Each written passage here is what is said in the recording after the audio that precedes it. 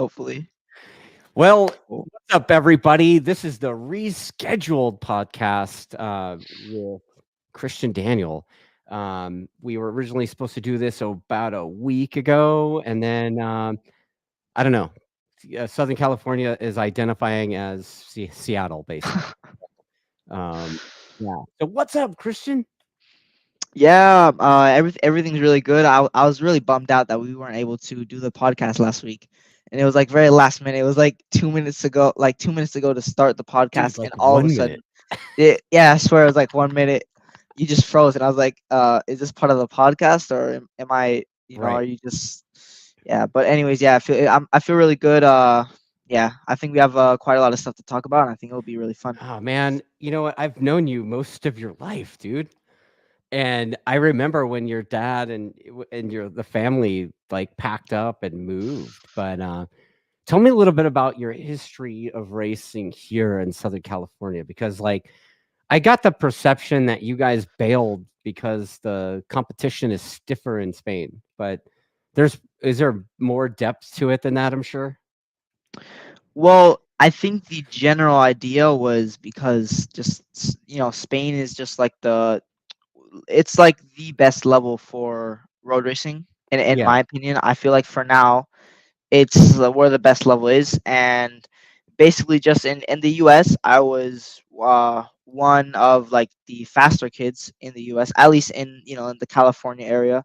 Right. And I mean, we just went looking for quote unquote looking for danger. So we moved out here to Spain for my level to I increase, love that. and Looking for and I, danger. I found danger. I found danger. A lot of fast guys out here, Yeah. Well, yeah. Yeah, obviously, so you obviously. were racing, you were just the little guy right at the tail end of, like, the Ruben G3 era, right? Like, Yeah, they were kinda doing, like, the KTM thing, and you were yeah, yeah, doing yeah. the little bike thing, like, Yeah, what I was, was I it? was doing the Pocket crazy bike or something, 88s, right? and Yeah, yeah, no, I was doing like the 50cc Hondas, but like modified, and like the NSF, what that no no the NSRs, yeah, back then, and all that stuff, like right. 150s. Yeah, I remember you're all, like, dragging your helmet. Yeah, Your that helmet that was, was that bigger was than the rest of you. not anymore. Not anymore. Not Well, no. anymore. You're still pretty out there, though. Trying. I'm trying my Yeah. hardest. Yeah. So you guys, I mean, I went to dinner with you guys a couple years ago in Spain, and Yeah. Yeah. got a little bit of an education about the proper etiquette of not leaving your phone out just random, that kind of stuff from your dad. Yeah. But Yeah. tell me a little bit about like what your experience has been like over there. I mean, I'm speaking to you now, and I'm talking to a kid that I know for a fact speaks a whole bunch of languages, and tell me a little bit about the difference between your life over there versus maybe what it was here. Well, I think the one of like the most important changes out here is that I feel like it's just a way more open community. If you come here to live, I feel like if you are just coming here to visit, then it's fine. I'd say it equals out to America, but I mean to the U.S. But if you come here to live, I feel like it's a lot like just a more open community. I don't know if it's like that in the rest of Spain, but it was mostly like that in Catalonia. So I think that those were the one of the big changes, because I just me and my dad had a lot of help from people that we kind of reached out to, and they just helped us not immediately, but they had an open hand to help us out, and I think Yeah, that really helped in just my improvement, like in languages and education, right. also getting into the racing world a little bit. So yeah, I think in general it's just a little bit more like friendly society. You mean like friendly towards motorbike people, or like just friendly in general? I think friendly in general. Really? Yeah, it really just it gets to such a point like where you can say it's just a very small world in the end here, because like one way or another you're gonna see the same person you saw 2 weeks ago in some totally other matter, and you're gonna be like, yo, what are you doing here? But Right on. Right on. Yeah, yeah, yeah. And then, I know that like it's a lot different on the motorbike side, right? Yeah, exactly. I mean, It's I know there's kids out here, obviously Rocco, right? Like there's kids here that ride every weekend, but even then it's not even close to what you've got going on, right? I mean, I just feel like it's the level because the time is one thing, but then the amount of like the level in that time you're working on the bike is, I think it's a little bit different here out in Spain. Oh, okay. So basically you're saying that the level meaning like you're riding with savages. Basically, I like the no no no no no. It's actually, this is a true story. Okay. You can find MotoGP riders 20% chance at karting tracks here out in Spain.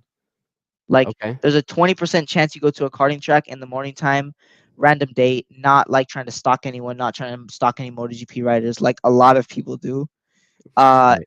you will find a MotoGP. There's a 20% chance you will find a MotoGP rider in one of these karting tracks around Spain. Okay. So you're taking advantage of that and soaking up what you're seeing, or are you speaking with them and they're sharing stuff with you? I think it's kind of like what I'm seeing on track. Like even if they're not like MotoGP riders, because obviously they have their own training regimen and they go to certain places at certain times. Either way, you might find someone that's not as famous but is very fast, and you Right. kind of just learn from those people.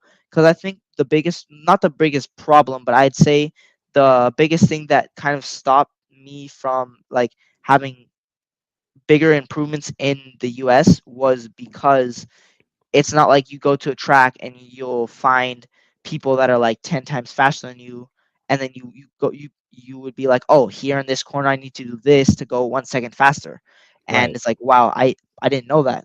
But I feel like out here in Spain, that's what helped me out a lot. Mm. Okay. So and what does your typical day or week look like? Like I mean, there's a perception here that you guys are basically like figuring out a way to ride almost every day.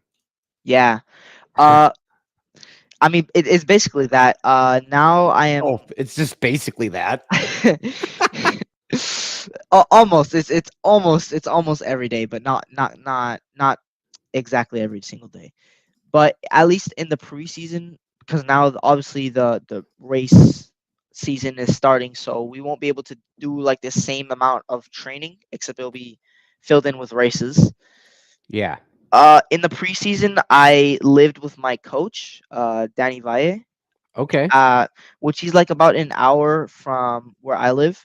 Okay. And I mean, it's quite close, but the thing is, I trained with him in like motorcycle racing, obviously.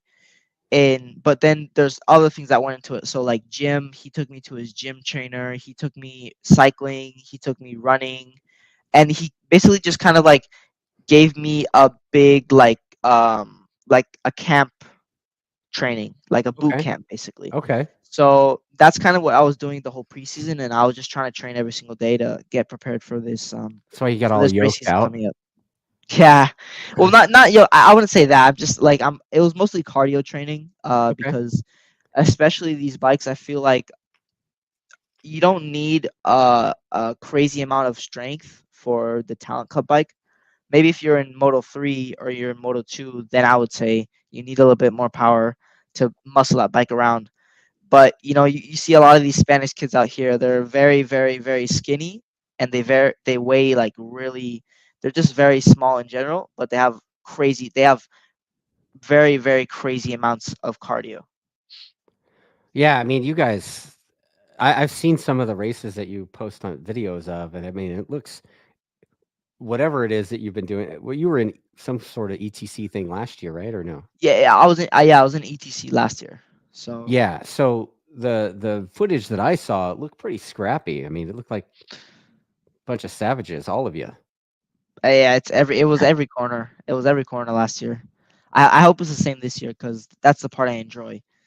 So And the cool thing is, to me, I mean, maybe I'm wrong, but it seems like the other talented savages like yourself are. It's like you all are kind of coming up together Yeah, and you guys, and the cream is rising to the crop from there, and some of your friends from maybe 2 or 3 years ago may not still be there, or how does that work? Or have you seen that? yeah, I have seen that where it just doesn't go exactly as planned for some of the guys that I've known for a while, and we all kind of just split paths. But Okay. there's certain guys that I've kept with for, or that I've been like kind of like in the same path for maybe almost all the years I've been here out in Spain. So, and those are like, uh I'm pretty sure you heard about him, Maximo Quiles. I've raced against him, not with him, against him Okay. for about like 4 years now. I think it Okay. is for 3 4 years.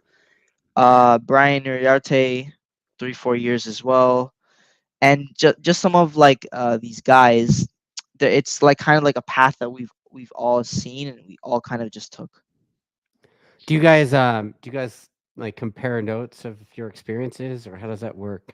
Or do you guys ignore each other on the weekends, or how does it Uh, I mean, I have like I don't I wouldn't say that like I wouldn't say there's anyone I don't like, but the thing is like I kind of like my certain friend group like of people I usually talk to. And so I usually don't talk to everyone that I've been with over like 5 years. Okay. Like there's no exact reason why. It's not like I dislike Yeah. them. It's just I haven't really had a time to, talk Yeah, to like, them. you know that dude, but, like, you don't know Yeah, you them. don't actually know that dude. Right, okay. Yeah, yeah, yeah. Yeah, I feel that. I mean, you see that even on club racing grids out here, so Yeah. I mean, I think it'll happen everywhere, really, right. because you don't have to know everyone to get to the top. So Wow. Here, let me, like, roll up the sleeves. I forgot the waiters. Should I go get them? maybe, yeah, maybe. Yeah.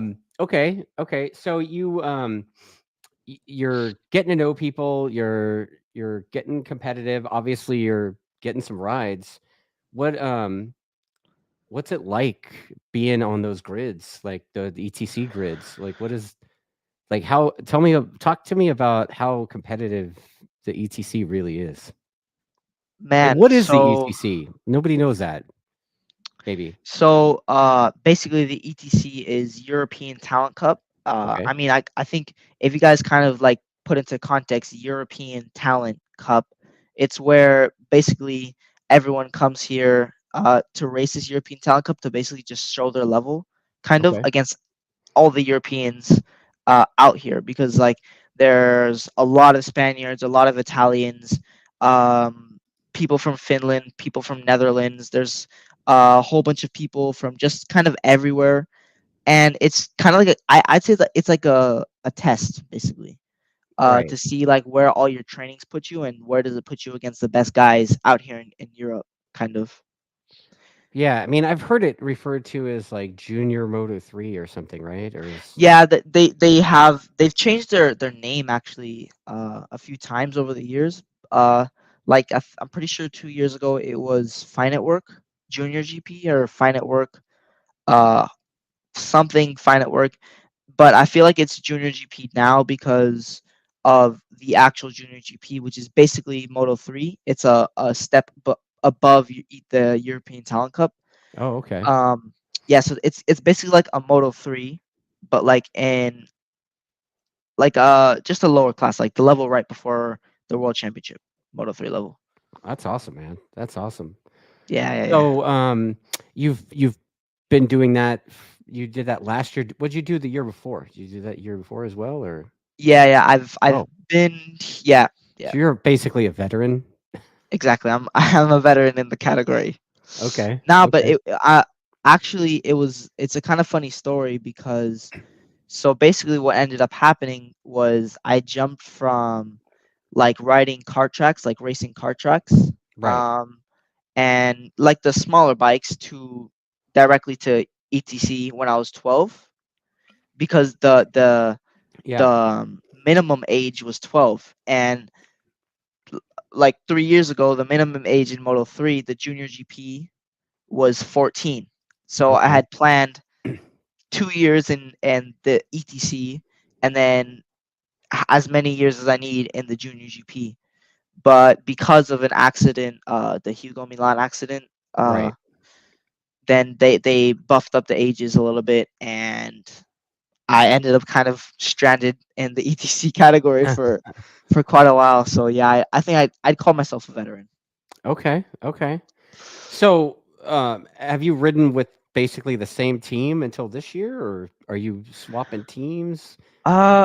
So yes, I have been swapping teams, but the funny thing is the team that I started on like in my first year of ETC is actually the team I'm on now, AGR, Oh wow. which yeah, exactly. So it's I think it's good because I know the team already. So I feel like now when I'm a little bit older, I have more experience. I feel like it's gonna be a very fun year, and I mean, I've been in the category so long that now it's kind of just having fun and like seeing what I can do in the races, basically. Right on. Right on. And tell me a little bit about the AGR team. Like, correct me if I'm wrong. Is that the team that Benny Solis rode for? Like when he went to Spain? Yeah, man, it was a team that Benny Solis was on. I actually was on the team 1 year after him, so because Oh wow. I'm pretty sure he was on the no, maybe 2 years after. I'm pretty sure he was on the team. 18, right? 17, Yeah, 18. 2018, 2019, maybe. If Okay. I'm, but yeah. Anyways, he rode with that team. About yeah, in the 2018-19 years. So yeah, Mm, that's kind of like the context of the team, which I think is pretty cool. You know, it's kind of like an American, you know, yeah. somewhere Yeah, I that mean, picked up Americans. isn't there's a couple other American kids over there, right? Like Toth, right? Yeah. Well, actually, Max Toff is my teammate this year. Oh, no shit. Yeah. No, he's actually. I mean, he's not technically he's my teammate because he's in Moto 2 and I'm in ETC. So we're Right. not actually teammates, but we're on the same team. So we are Okay. teammates. Yes. Yes. Yeah. Yeah, I remember him out Um. here, and he and what's the other kid? I think his name was Daniel.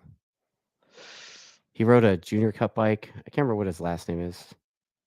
Anyway, they both kind of went over there together, and then I think both of them are still over there, and you know, working out. I mean, Yeah.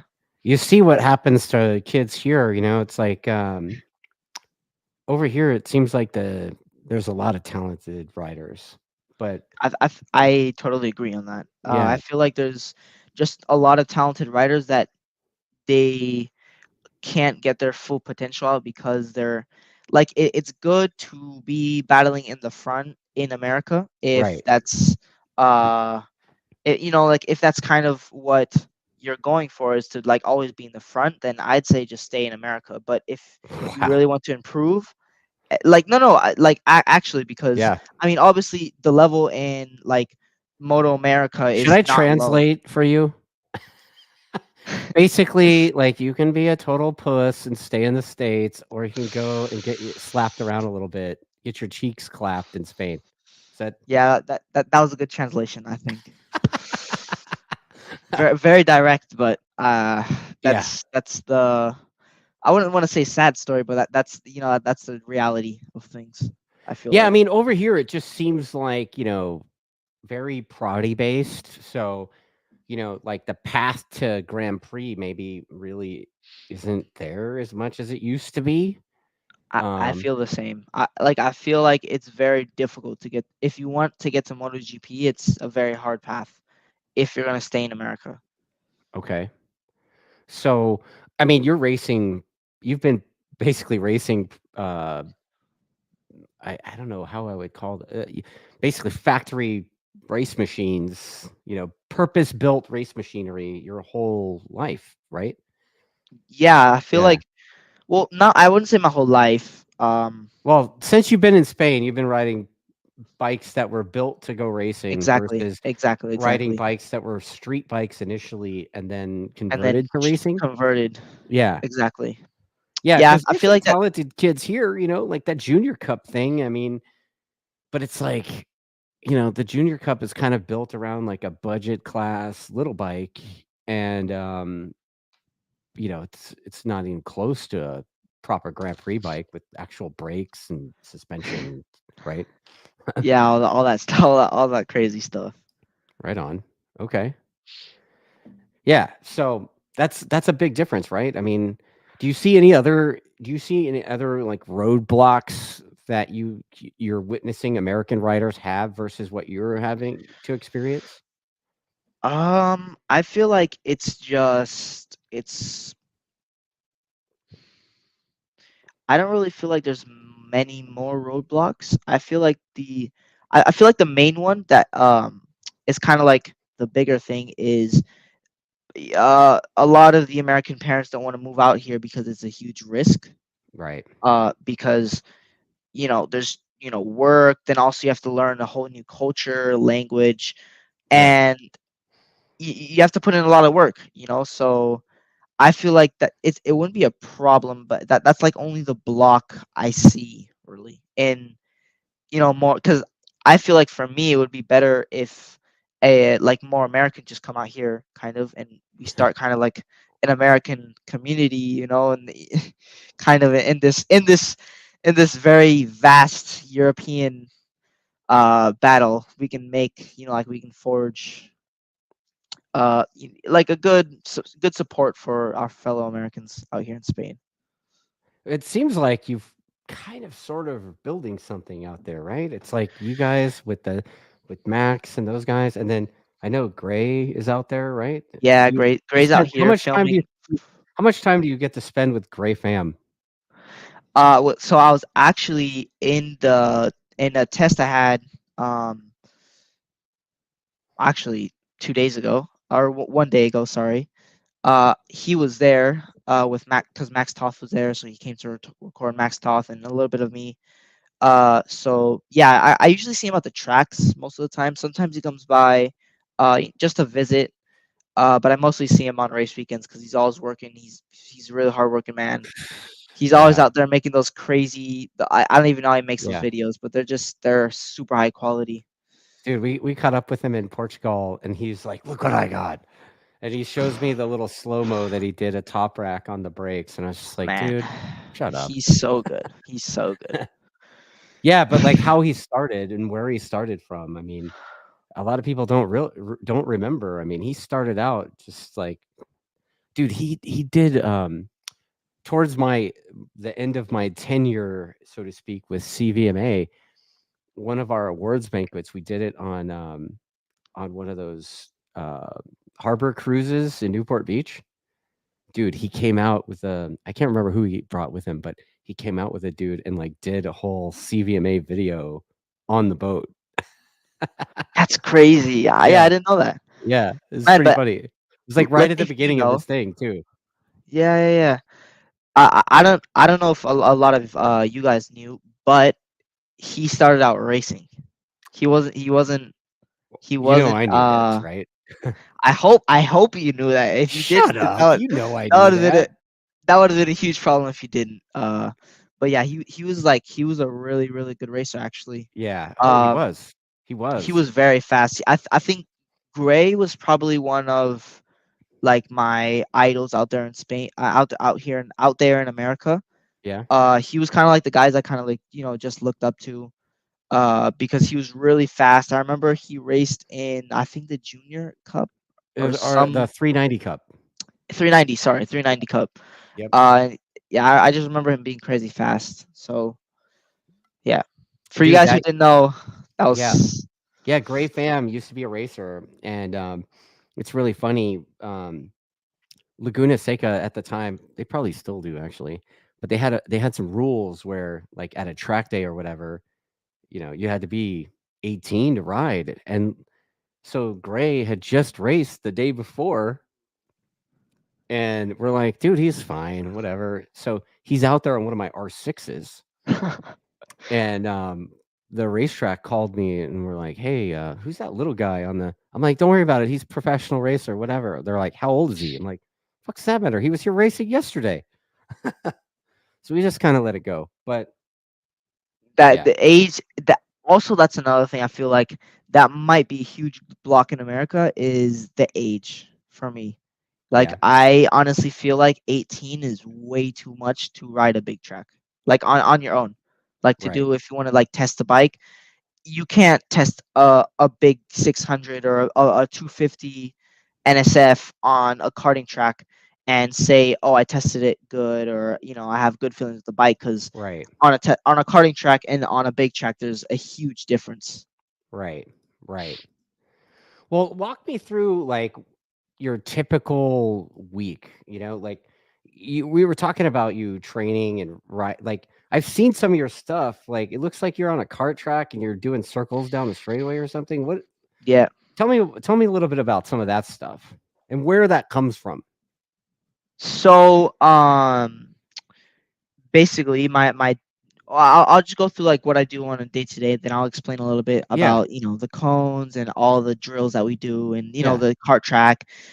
So basically, in my preseason training, I would go to live with my coach. Like I said, my rider coach. I would basically do Monday, like cycling, running, and then maybe a little bit of gym. And I do school because I do one day of physically going to school, and then the rest of the days I do online because I need to go to my coach's house and train. Okay. Uh, so I would do online for most of the days, and I would do Tuesday. We would go to the karting tracks, and basically what we would do was we would work on like doing the full karting track, just doing laps, kind of trying to get our pace up, and then we start with drills, kind of just working on our lines and on how tight we can like cut cones or and just repeating the drill over and over and over again to kind of master the really tight switches and fast switches, especially. So yeah, I feel like that's a lot it helped me a lot for the bigger trucks to flip the ETC a lot, like a lot Okay. faster, and kind of just look at lines as well because when you're in tight cones, especially down the straight, because it's real narrow, you can't hit the grass, so you have to prepare the corner very well. And there's just a lot of things that go into the cones and all that stuff. So that it Yeah. helps a lot when you do the cones. So basically that's kind of what we do, and then Wednesday it's cycling, running, or gym again. Then Thursday it's riding again, and then cycling or running, and then Friday is when I come back home, and I basically just do with my personal trainer, gym, and the weekend I go to karting tracks with my dad, which they're usually pretty fun because we just we kind of just go on our own little thing and just get laps in basically. Uh, So which and then day is there's the school day? Monday. Monday's a school So you day. go to school Monday, and then everything else is track every day, Exactly. somehow, in some Yes. way. Yes. Wow. Okay. That's really something. That's so talk to me about the cone thing. Like you're saying that. I mean, I've seen you go in there, and it looks like they set up a bunch of cones on the straightaway. So are you like figure eighting them, or are you like going left around the first one, right around the second one? Is that how it works? Or So actually the good thing about the training, this type of training, is it's very mental. You always have to be thinking because uh it always changes. It's oh never yeah, exactly. It's never like you see a cones down the straight, you'd be like, oh, easy. I just have to do this. Like my coaches always like to change it up a lot, so it's never the same. And so basically, you have to kind of remember what they told you to do, and you oh, have to repeat it on the track, obviously. so are you doing So multiple laps and then stopping and waiting for more instruction, or do you get your instruction and you got to go do laps yes. and the coach moves the cones around? So like you're seeing Um, them. Are you saying that you're seeing where the cone is and then you do the drill based on where it is, or what I meant to say was it's like uh the coach explains like before what we're doing, okay, what we have to do. He doesn't change it like midway. okay, But what I mean is like, so if he does this certain training on Tuesday and he puts the same cones on Thursday, it doesn't necessarily mean that we'll be doing the exact same drill. oh, okay, So That's awesome. yeah, exactly. So there's a lot of mental stuff that goes into the cones. I think it's kind of a lot of like mental training, mostly the cones, and also obviously your skill because you need to have good skill to go around cones and flick it fast, and also do like zigzags really fast and preparing cone. There's a lot of stuff that goes into the thought. There's a lot of thought that goes into the So, like, cones. you're preparing for characteristics of different tracks, so you can apply Exactly, that same stuff to everything, right? exactly. Yeah. That's awesome, man. Dude, there's not very many people doing what you're doing out here, man. Like, you could probably retire out here and charge racer dads to teach them this crap at the car tracks. I They mean, probably wouldn't wanna pay, but it'd be cool right? to get out there and teach some young American stars, Listen to younger you. American stars. Yeah, I was gonna say, "Come on, bro, you're 15. Like, calm down." Okay, so you've done that and you're doing the AGR thing and the ETC, but also you're doing the Red Bull Rookies Cup this year, right? Yep, I'm doing Walk the Red. walk me through your Red Bull Rookies selection thing because I remember G3 did it, Man, Ruben did it, obviously Gagne and Bobier and JD all were there. So walk me through what your experience was like with the Red Bull Rookies, I guess, selection process. And then also like how long after that process went down did you find out that you were going to be on the program? so I'll kind of start like uh beforehand because Okay. there's a lot of stuff that went Backstory. in. Doo-doo-doo, Yes, backstory. yes, a lot, a lot, a lot. Okay. So it all goes back to a mystical day, a very special day where they opened up the Rookies Cup apply. How would I say this? The applications, the Rookies Cup applications. Okay. So it's actually funny because my dad told me this was like it was just to see if we would get accepted in. So we weren't initially thinking that we were going to even get into the tryouts Oh because wow. we had a race in the same week. Oh So wow. we weren't Okay. really expecting, you know, like we did You were Monday, going there Tuesday. just to see how it worked out. Not even. I mean, we didn't even think we were gonna get accepted into the tryouts. We Yeah. we weren't really thinking, oh, we're gonna get immediately accepted. Like no, no, no doubt. Because it was Monday, Tuesday the tryout, and then Wednesday we had to be in Aragon for an ETC race, Okay. which it was a little bit chaotic. Quite a lot of hours of driving.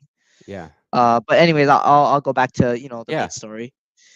Um, surprise, surprise, I got accepted into the tryout, and we were like, okay, so we'll just go there to have some fun and see how the tryouts are and kind of get prepared for the next year if we can, we can really try to get picked, and with the experience we have from this year, we can take that into the next one, kind of. Right.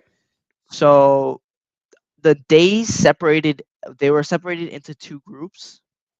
So there's day one group and day two group.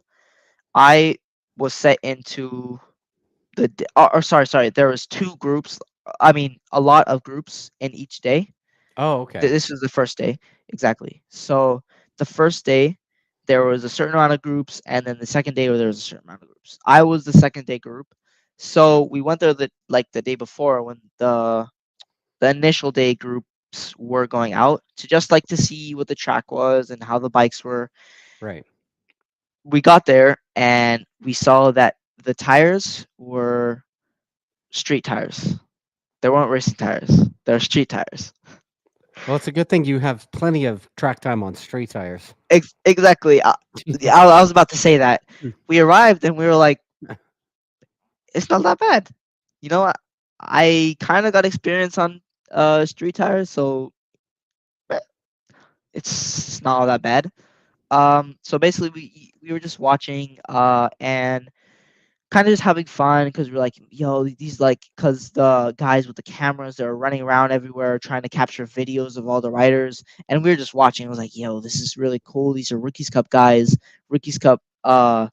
There's Peter Clifford there, Yeah. just kind of riding around on a scooter, going around on the track, watching the riders, and me and my dad, we were just like, kind of stunned the first day. We were like, wow, this is really amazing.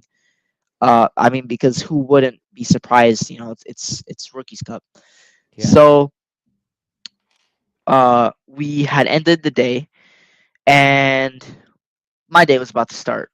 And I remember I was very nervous for the start. So I was like, because another thing they had told kind of so we did like a briefing the day before for the new Yeah. people, and the thing that they said was the less support you have, like from the parent or guardian you have, the better it is on your image, basically, like in the test. Mm. So like the less help I had Like, from my leave dad, your dad basically. at home, you come Exactly, and figure I it have to out. do everything. Okay. Exactly. That's probably So valid, dude, for a lot of time. I mean, dude, you've heard the term racer dad, right? I That's have probably heard their and fancy have seen. way. Yeah. That's probably their fancy way of saying no racer dads allowed, is that It, I think that's like the better way of saying like, yo, we don't want any racer dads here. Yeah. Uh, so Yeah. basically that was like the kind of like the sum of it, like before going out. So I was a little bit nervous because uh obviously I tried to stay a little bit, like my dad tried to stay a little like away, so there was no problems or anything. Yeah. Uh, and I was just focused on myself because we only came here to have fun, really, because this is Rookies Cup, so there's no reason to be stressed out. But I was obviously stressed out from personal stress. Being like, You were, like, this is a playing lot the of what stuff. if. You're, like, playing the Exactly, what if in your exactly. head, like, "What if what if?" What if? Maybe. Yeah. Yeah. So there's a lot of those type of thoughts in my mind. So we go out for the first session. I feel really, really good with the bike and stuff because the track was really nice, and also I just kind of felt excited. I was in a Rookies Cup race weekend, or not a race weekend, just like a tryout. Not Right. yet, not Yeah. yet. I haven't been in a Rookies Cup Mentally, you race were weekend. treating it like a race weekend? Exactly. Yes, I was. Um, So we ended up doing two more sessions after that. They were much calmer because I'd already got out on the bike, and I was just a lot calmer, and kind of just like, okay, if the day is gonna go like this, and just more track time with a fast bike on a bigger track, which is good because I have the race in the same week, so it's kind of like a pre-race test or maybe extra days on the bike. Right.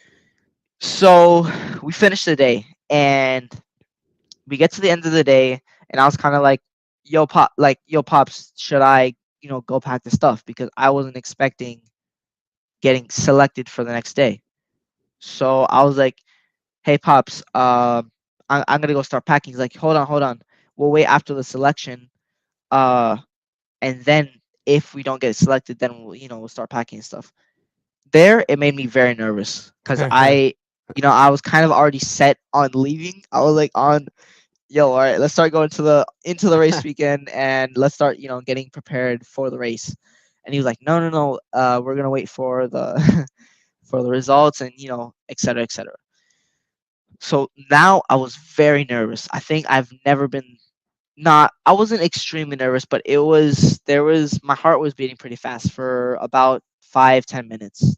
Um, so what happened was they gathered all the riders from day one and day two. So we were probably about like 100 riders maybe, and they started off with telling the people from day one who qualified, and then they went on to the people from day two. Right. So I was just listening like to the names a little bit from the people from day one. I was like, okay, these guys, they look fast, they look fast, they look fast, yada yada yada. Then mine came. So I was really nervous because now I really wanted to know if I qualified or if I didn't. Yeah. Uh so they started announcing the names, and they weren't saying my name, and they probably went through like more than half of the list, and I Oh, was like, man. I mean, it's all right if I don't get accepted. This was kind of like a training year. Next year, I really want to get accepted, but this year, I don't really have any stress if I don't. So let's just keep it calm, and if we don't get accepted, no problem. And then I was listening to the names, and they're going in alphabetical order, and I was like, so I remember I counted in my head. Well, I didn't count, but I read out the alphabet in my head. I was like A B C D, and I was kind of doing that, Oh right? man. I was like, wait, they're going through alphabetical order, so maybe I do have like a chance of getting through. And so I remember I was thinking about that, and then they called my name. I was like, oh, so that feels good, we that feels good. Um, so yeah, that was the second day, the day I rode. Yeah. So now I'm even more nervous because this is the day where they decide if you're in the Rookies Cup or if you're not. Oh, so that So was just to decide whether or not that you you were get to gonna. day two. Oh, dude. Yes, it made me even more Like, here, let me nervous. just light you on fire now. Like, Exactly. Like, yo, good job. You made it to the real, like, to the real actual selection where we actually select you. And I was like, okay, yeah. like, give me the fire, give me the fire. So we went into day two.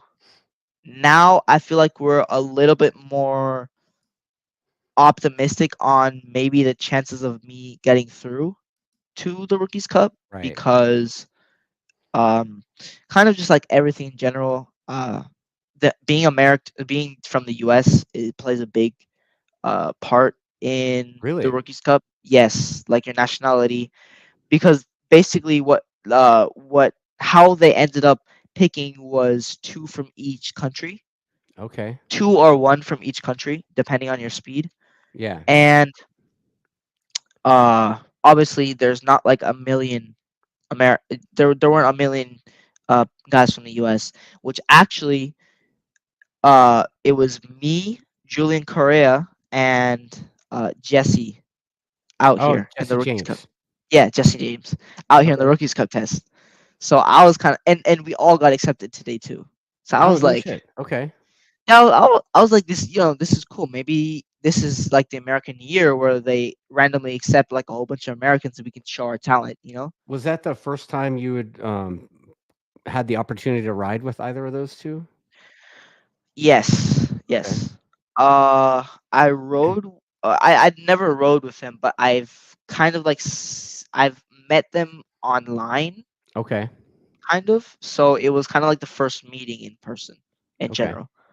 So we started riding, and I felt good now. Like I wasn't extremely nervous. I was just focusing on my speed and just riding by myself and getting down to pace. Uh, and I remember that in the second session, I don't really remember why, but for some reason I was very stressed. I don't know why, but I didn't feel good because fun fact, in the Rookies Cup, they change the like you're never with the same bike every session. You're always Oh, changing your okay. bike. So they give you a random bike, and you have to ride with whatever bike you have. It might have a Mm. problem, it might not, it might be perfect. Uh That helps and eliminate the bullshit, right? Like, oh, exactly. well, this kid, all the Spanish kids get the good ones, you know? No, yeah, yeah. Yeah. I feel like it's a perfect system. Yeah. So I was a little bit stressed because I didn't really feel good with the bike, and I was like, man, I didn't go very fast this session. Yeah. Like, I need to pick up the pace if I want to get qualified. If I want to get picked for the Rookies Cup. And by this point, my dad, after the session, I was talking with my dad a little bit, and he was like, yo, just remember, it's no problem if you don't get picked for the Rookies Cup because we only came here to for a learning. And so that kind of put me back on track of like just like the open mindset, Took the because I pressure was I off. was exactly, it basically took the pressure off. And I was just like, okay, so this is the last session of the day because there were only three. I was like, okay, this is the last session of the day. Let's just have fun with it and ride how I always ride. Right. So I felt really good for this session. Uh, I was really comfortable with the bike, and I just felt like really pumped up. Like I wanted to do another session with the bike. So we ended the that session where I felt really good.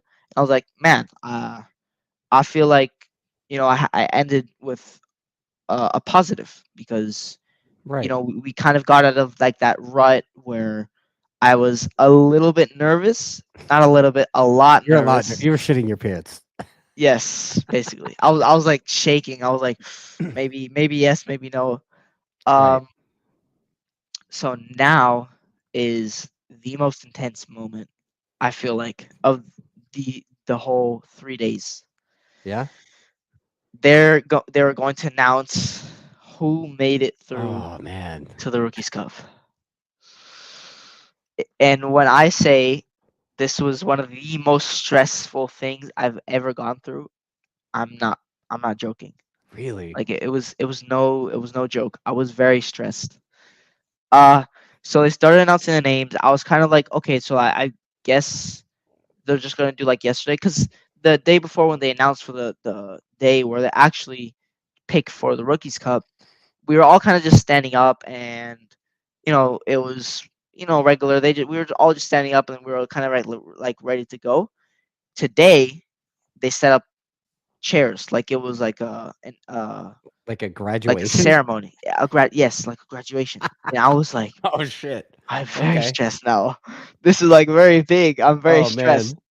And so all of the Rookies Cup guys line up in front of us, and Yeah. I'm like, oh, this is very stressful. Like I don't know if I'm gonna get picked or if I'm not gonna get picked. So I'm just waiting there. I'm just waiting there. I'm like, uh, I have a race weekend. If I get picked, no problem. If I don't get picked, also no problem. I Yeah. tried to make myself think that. Now, mind you, this Obviously, was Wednesday. this was Tuesday. This was Tuesday. Okay, so you rode Monday, and then on Tuesday that was the selection day, Yes, and yes. then Wednesday you had to leave for ETC that weekend. Tuesday I had to leave. Tuesday Oh shit! night. So after, Tuesday night. okay, okay, Like right after the no selection, I went pressure. straight. No pressure at all. No pressure. So they started announcing the names, and I was kind of like, there's a lot of good names there. Like, now these guys were people I knew. They're mostly the faster guys from the Junior GP Championship, and I was Right. like, man, uh, I feel like it's narrowing down. Like the chances of me getting in there, they're very narrow now. So I'm just I'm kind of I wouldn't want to say I'm praying, but I obviously want to get in at this point. So I'm kind of like, please, please, please come, like say my name, say Christian, please. So they end up saying my name, and I was very happy. And I remember seeing my dad. I went to him and I hugged him because I was so happy at Yeah. that moment. I'm like kind of And picturing his face right now. I'm like so happy. He recorded even though he didn't know if I was gonna get in or not. And Oh I think that also put a little bit of pressure on me beforehand because if I didn't get selected, then that would have been like, yeah, yeah, he recorded for the memories, for the yeah. memories. Like record your So reaction one way or the other. Jeez, exactly. that's rough. So it would have been rough. So I just remember ending the day. We got the like measurements and all that stuff because for like the gloves, the suit, the undersuit, the helmet, everything. And they were just kind of giving me and my dad the phone numbers of kind of everyone, I'd say, all like Peter Clifford, all the higher ups in the Rookies Cup, uh, Oh, in the Rookies Cup system, to like contact them on Gmail and all that stuff. So at this point, now me and my dad are fully focused on the race for right. this race weekend. Yeah. And so kind of we left like we couldn't celebrate really. Oh man. So I you mean, left. You had to go race knowing that you got in. yes, which was actually a very big booster for the race weekend. Very Yeah. big. It was very funny. It was a very big booster for the race weekend, indeed. You know, one of the things I've noticed about your whole I, can I call it a career yet? Like I wouldn't. Not yet. Not yet. Not yet. I mean, for the whole time you've been racing, you guys have been very honest about what's going on. And, like the one thing I respect about you guys is that, and I'm not going to name names, but I'm sure you know who I'm talking about.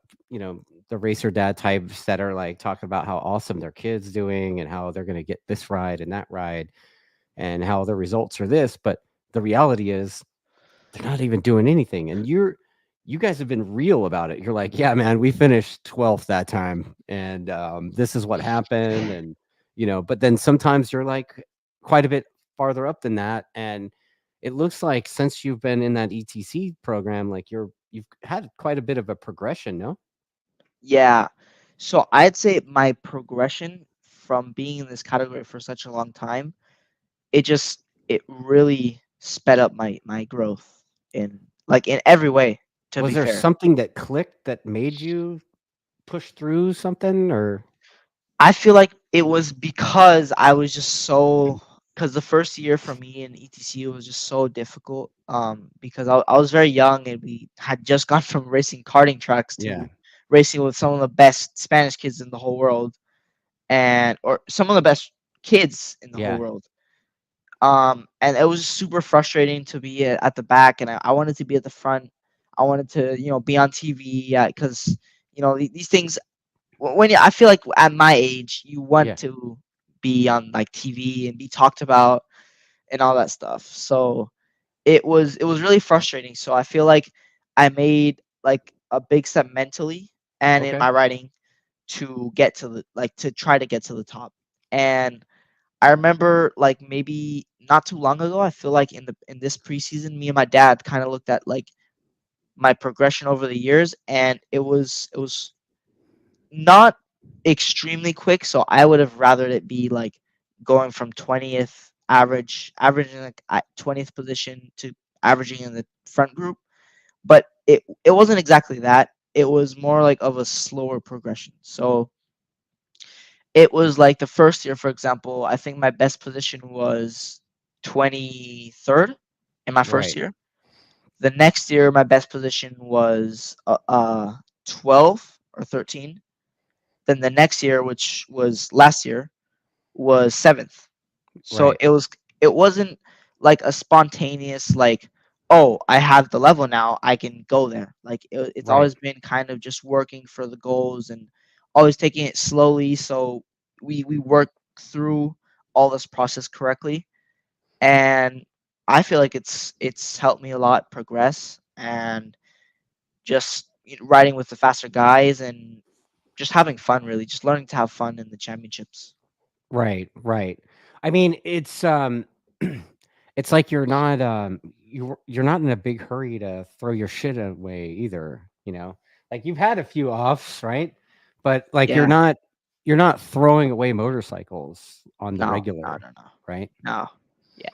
Yeah, where you see what I see because I'm old and whatever, but like I see talented kids coming up and it's like they're in such a hurry to be fast right now that a lot of them end up on their face a lot, you know? I think that's the big thing that especially my dad helped me out like realizing is we're not all built like Mark Marquez.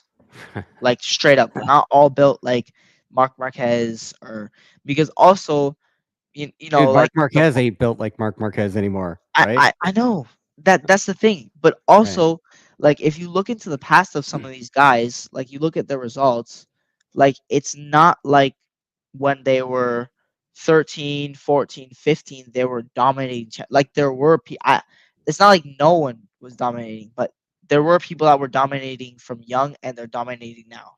Right. But I feel like a good example of that is Valentino Rossi. Valentino Rossi kind of has just always been fast. Like he's Yeah. always been one of like those top picks, basically.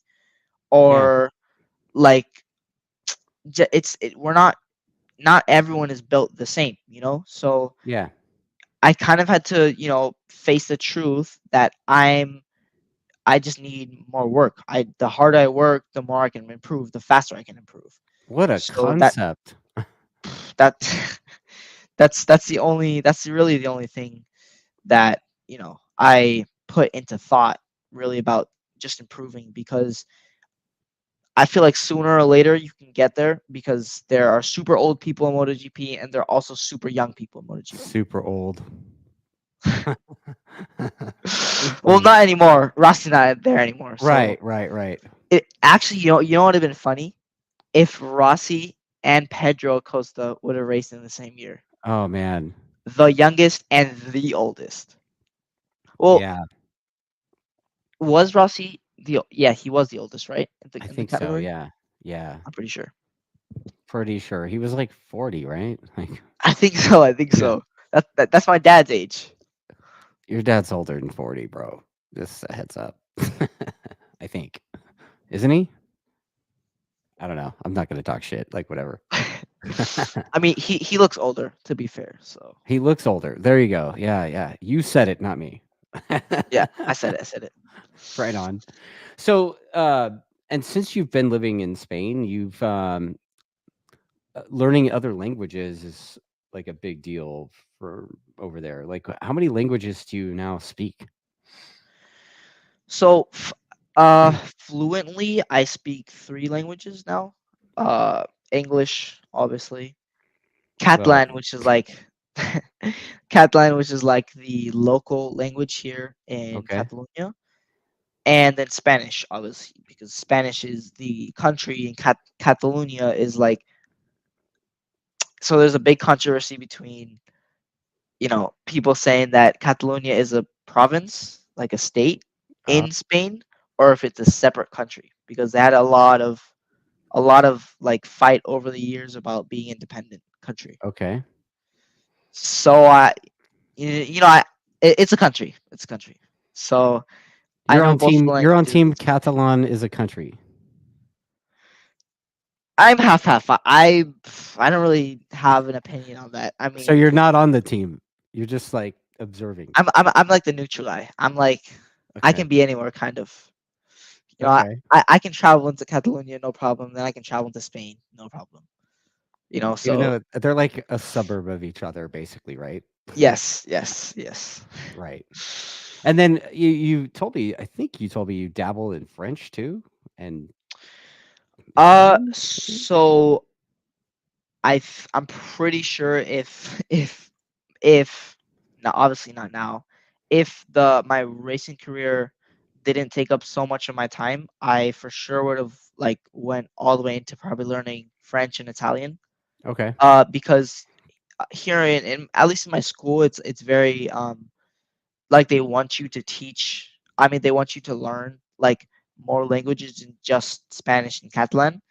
So yeah, French and Italian would have been on my list for learning. I think I want to learn them either way, because they're like the like Italian. I feel like it's something I kind of want to learn, and then French is kind of like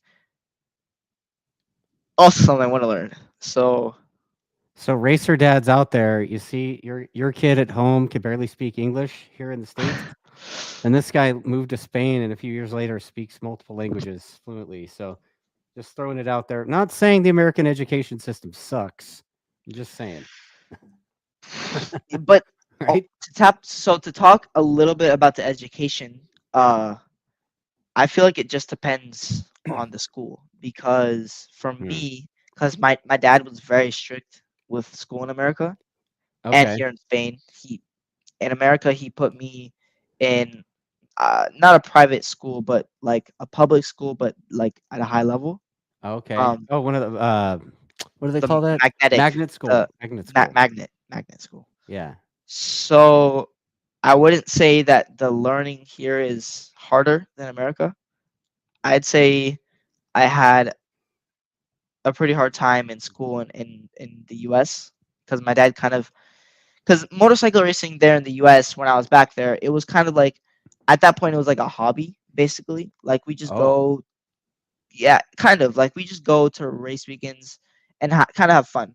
And yeah. obviously I wanted, like, I wanted to go fast and win and this and that, but it wasn't really like here in Spain like an ETC championship, you know. Yeah. Uh It wasn't, it was like just for fun thing, not like a potential career opportunity for you. exactly. Okay. Exactly. So my dad, I think it was a good idea. I think it was like now. Obviously, back then I didn't like it, but You didn't now want to looking go? back on it, The man, it moving to just. Spain wasn't your idea? I mean, it was What? influenced. It was influenced by me. Okay. Okay. uh, but it just magnet school is very difficult, and I I preferred I like learning a lot, but it was just not my thing. Like I'm not that type of guy that's like ever like on weekend just doing homework all day, you know. And I just remember getting in I think you're trouble. speaking for like every kid in school, like ever. Basically, I'm speaking out for all those Yeah. kids that struggle out there Right. with strict parents and for school matters. So Yeah. shout out to the very strict parents. Shout out Y- to all of them. Yeah. Yeah. To all of them. Obviously. Yeah. Obviously. Yeah. But It's a no, big I deal. feel like yeah, I feel like the learning out here is actually out here in Spain. It's really good because even public schools are like they teach you a lot of things in general, like a lot about language. It's not a lot about so I feel like in America I learned a lot about like math mostly. Like my math level when I got here in Spain, it was a little bit higher than Hmm. here in Spain. But then I feel like on a language level here in Spain, like these kids were learning, Spanish, Catalan, and they're tapping into a little bit of French in primary school. You Oh know, wow. so I mean, it just tells the levels of how they kind of want, and English as well. English, like obviously, it might sound weird, like what do you mean? But like it's actually like imagine you were trying to learn Spanish. Basically, No, dude. Yeah, like a that's Rosetta Stone, man. I made it through it most was level one. Rosetta's it was Rosetta Stone in school. Like Oh wow. that's a grade. Wow. So I feel like for language they're very strict here in Spain. Like Hmm. it's very important out here. Do you have like I mean, aside from racing, do you have like a subject that you're interested in? I You're all racing. You racing man. made your major in racing. Yeah, I'm a major in racing. Exactly. Okay. Like I even feel like because I don't really want out here in Spain actually, it's crazy. It might sound crazy. So you can finish school at 16. What? You don't have to go to school after 16. Bro, you're doing good. I mean, you're But pretty much already past most of the American kids already. So, at least the no, ones but that we see. but I feel like you can obviously continue, and it's better to continue the last 2 years until you're 18. Mm. So those 2 years, I still don't really know exactly what I would want to do, but I feel like the best thing for me, since I dedicate my life to racing, would be uh some sort of like mechanic, Mm. uh because you kind of like how you get to like choose what you kind of do in Yeah. like your last years. It's basically that. So Oh, I can okay. basically choose like my quote unquote major for the 2 last years. So I feel like I would probably want to do something like mechanics or math. Data I like guy? math a lot.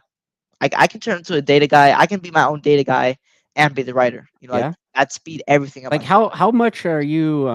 how much are you incorporating data to your writing on your ETC bike? That is, I think, one of the biggest things that changed from riding on a kart track to Ah. riding with in the ETC is data's everything. So what do you walk me through like your like how does it work out? Like you do your session, right? And then you come in, your dude downloads the data. Like is it Morelli or is it like I2M? What are you doing for data or so AIM? What are you doing for data? And then walk me through like walk me through that and then how you guys are looking at the data and how you're communicating what's happening to the bike Mm. in comparison to what the data looks like.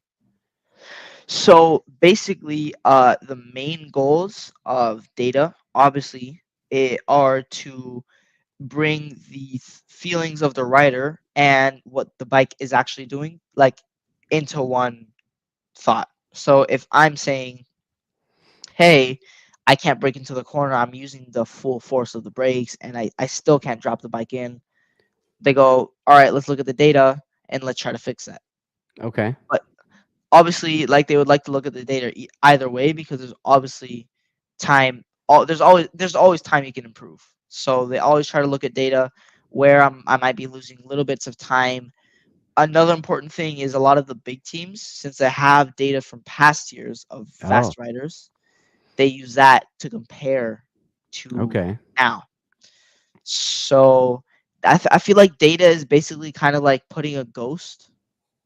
Like, Okay. if you're playing a video, you're A playing video game with the Moto. Ghost Rider. Exactly, Okay. Yeah, yeah, yeah. Okay. exactly. So it's kind of like data in my mind is kind of like that. It's kind of like a ghost, basically. Okay. You're playing MotoGP 2024, and the ghost appears, and Oh it's like, you man. got to brake here, you got to open the gas here, you got to turn a little Yeah. bit later, Yeah. etc., etc.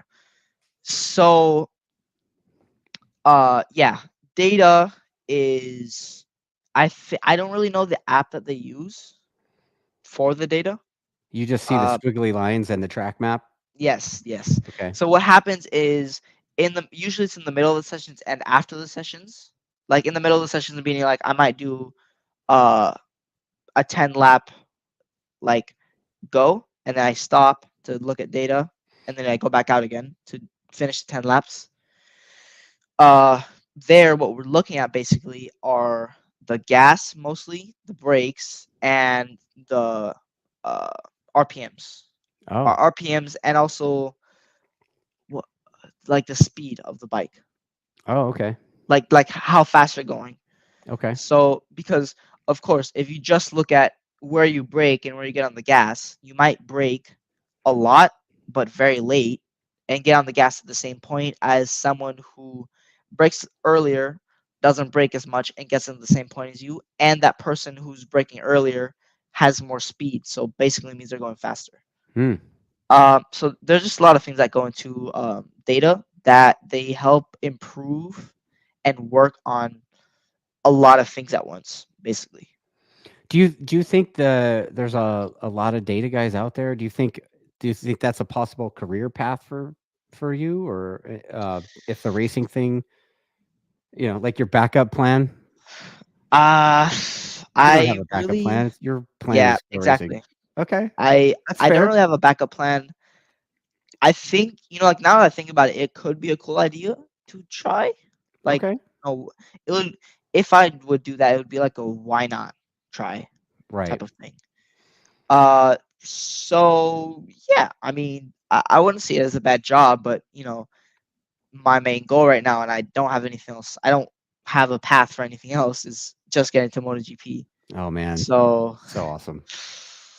yeah, Yeah, the data thing, like here, even on that stupid thing, it's got data on it, and like I don't know, dude. I'm too old for that shit. But like, honestly, I've used it, and the biggest thing is using it to like shorten up what I call the whisk gap.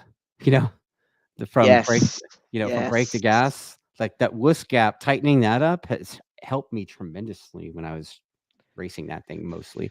And then we check other things and then compare notes with my friends that use that same system with brake pressures and that kind of thing. exactly, exactly. Um, just an idea, like what kind of brake pressures are you looking at on your ETC bike?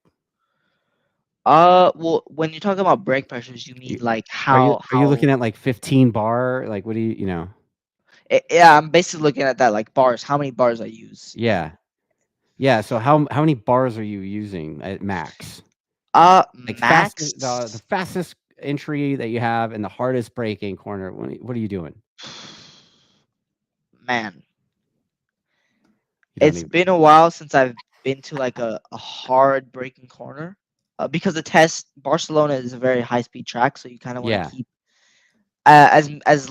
so usually, for me, at least, what I've been taught is the less bar you use, like, you want to try to use the least amount of bars as possible. Like brake Really? as late as possible, but with the least amount, with the Oh, to keep your smallest roll amount of speed up. Is that what you exactly mean? roll speed up. Okay. Because the ETC is a type of bike where you kind of want the corner speed. Because if you don't have corner speed, then your exit speed is going to be a lot lower than if someone has Yeah. like I kind of look at it like this, right? It's kind of like a rocket ship. Okay. If the rocket ship, hold on, Yeah. if the rocket ship is like this, right? So they start at the same point. One guy breaks way harder. It goes down here, right? Yeah. And one guy goes like doesn't break as hard.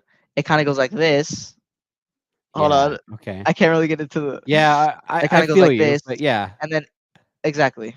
Yeah. So more or less, yeah. It's kind of Yeah. like rider feeling. I don't feel like if you weren't a rider, then I don't feel like you would have understood what I just said. Yeah. So I mean, luckily, yeah, like I've luckily you're seen skilled. like you've seen those videos that were a couple years ago, they were talking about Top Rack and how they had to stiffen up the steering head of his frame and stuff on the Yamaha. And I think what's his name was saying that he was getting like 22 bar of pressure in the front That's brake lever. crazy. It's like holy shit. And 22 bars is crazy. I yeah, think my max is like maybe 18 bars at max. yeah, yeah. Mine's like 17, 18, something like that. And but I'm also I'm using like stock calipers and that kind of thing. And my sister-in-law is like, man, he's so smart, very cool young man. Oh, So funny. that's his sister-in-law. Yeah, cheesy muffin. She's weirdo. Hey, sister-in-law Claudia. of Dustin. But yeah, so but stock calipers, this and that, and Yeah, the super bikes are using different calipers now. They have like these booster calipers, so they're the bar of pressure they're generating is quite a bit lower. You know, so it's just curious. 17, yeah. 18 bar on one of those little bikes. That's crazy, dude. But I mean that's like Jerez last Yeah, year. yeah, Like very, you gotta yeah. Throw hold the off the brake and anchor. Yeah. like okay, so the bike is more corner speed you have, the better. But there always are corners where the later you brake, the faster you go. So Are you a classic late breaker guy, or would you consider yourself one of so those lunatics? my style has changed a lot over the years. Hmm. It's changed a lot. Now I feel comfortable with everything. Like I feel like if I needed to brake later, I Okay. can just brake later. But I prefer to brake a little bit earlier, but with a little bit less pressure. So kind of just Yeah. like let the brakes go. I'm not a big fan of chill braking because uh it's kind of like a problem I have. I don't really know why. I'm not like super good at What do you mean by trail breaking? Let's first off, let's say that. What do you mean meaning by like you have trouble with trail breaking? breaking from like the brake marker I have Okay. until getting onto the gas. Like Okay. I'm not really good at Modulating the lever. modulating the exactly. So like Okay. there's a huge problem I have where I don't know why and it frustrates me a lot. I keep the brakes at let's say 10 bars where they should be at 4 or 3 bars, right? Oh wow. Entering like in the middle of the corner. So I have to be conscious about these things. So I'm obviously working on them and So I need to is get it that better. like is it like you're holding the brake lever like it's a safety blanket? Just feels good, At man. this point, Right? at this point, at this point, I'd say it's basically that. Yeah. uh, but yeah, I wouldn't say I'm a super late breaker. Okay. Well, like I told you before, like I don't really see wadding up bikes on the front end either. Coincidence? Maybe not. Maybe. Okay, okay. Well, I mean, some people use different terminology to identify trail brake, and I was just curious what your Yeah, thoughts were. I mean, you're not like you are trailing the brakes. I mean, you're not like dropping out the anchor and then letting go and hoping it works, right? yeah, Yeah. yeah. So I mean, if you do that, then you are crazy. You can go fast like that. I'm not saying you can't go fast like that. it would just look crazy on the data. That's all I'm saying. Yeah. It Okay. would look like 15 bars and then drop, and then the front tire would go like chatter into the corner and moving, and the data guy will yell at you because they can't see anything that's happening, and they'll think there's a malfunction in the data. End of story. Okay. Okay. I'd like. Do you? It's like you know somebody who does that almost. Yeah, yeah. I You yeah, don't want I, to I say knew who that some. was. I knew someone. Who I was knew that? someone.